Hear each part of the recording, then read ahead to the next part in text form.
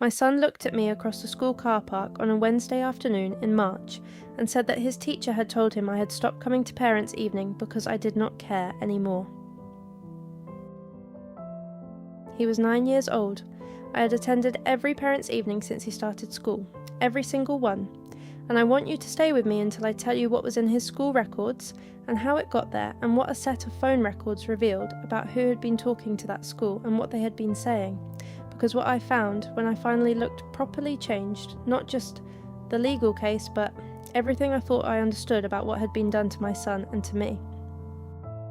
My name is not important. I am 29 years old, a care worker from Nottingham, and I have a son called Oliver, who was 7 when my relationship with his father ended in the spring of 2021. The separation was not clean, it never is when there is a child involved. But the person who made it complicated was not Oliver's father, it was his grandmother. Her name was Brenda. Brenda had been involved in Oliver's life from the beginning, in the way that some grandparents are, consistently and thoroughly, and with a devotion that would have been admirable if it had not also been, in ways I only gradually came to understand, a form of occupation. She knew his schedule, she knew his teachers, she knew the name of his best friend and his best friend's mother and the days his best friend's mother collected from school. She had made herself indispensable to Oliver in a way that meant he went to her instinctively, and she had made herself visible at his school in a way that meant the staff there knew her face and her voice and her account of things. When the relationship ended, Brenda's account of things changed. I did not know this at first. What I knew was that Oliver's behaviour toward me shifted in the months after the separation.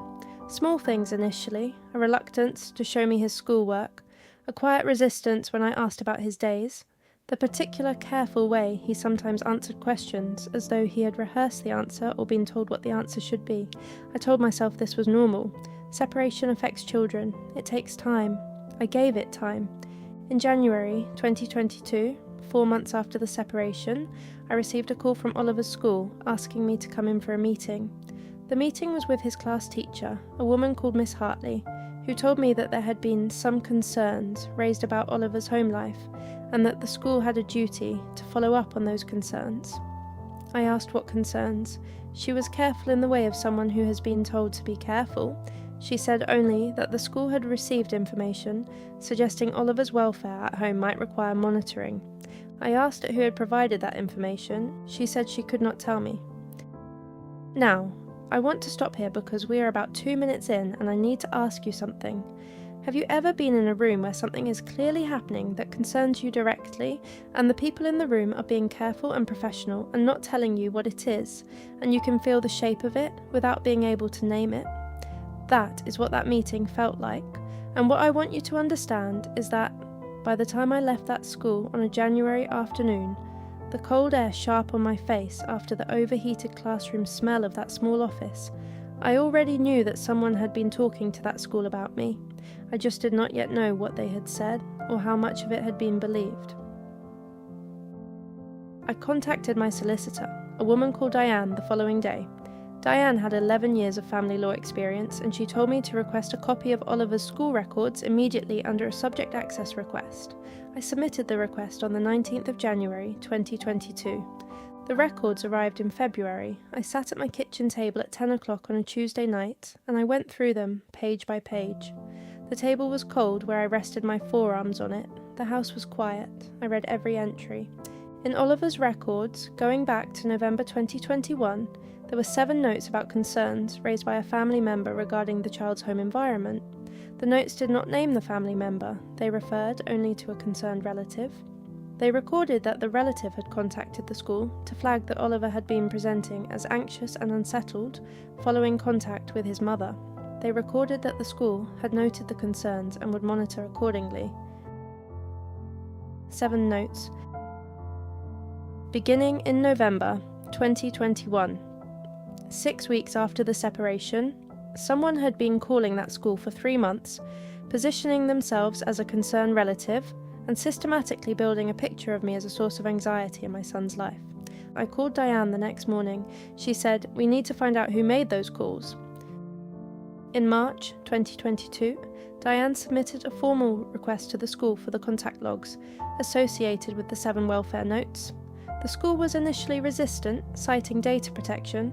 But Diane pointed out that, as Oliver's primary carer, I had a right to information affecting his welfare record, and that the school's failure to identify the source of the concerns to the subject parent raised its own compliance questions. The contact logs arrived in April. The logs showed the calls had come from a mobile number, 7 calls over 11 weeks. Diane applied to the family court for disclosure of the subscriber information associated with that number. The subscriber information was returned in May 2022. The number belonged to Brenda. 7 calls, 11 weeks, all to the school, all logged as welfare concerns from a family member, all containing information about Oliver's anxiety following contact with his mother, from a woman who had never been his primary carer, who had no parental responsibility, and who had been calling his school without his father's knowledge, without my knowledge, and without any basis in fact. I want to give Brenda something here because I have sat with this for 2 years, and I think it deserves honesty. Brenda had raised her son largely alone after a difficult marriage. She had poured herself into being a grandmother in the way that people do when the things they built early in life fell apart, and the children and grandchildren became the whole structure.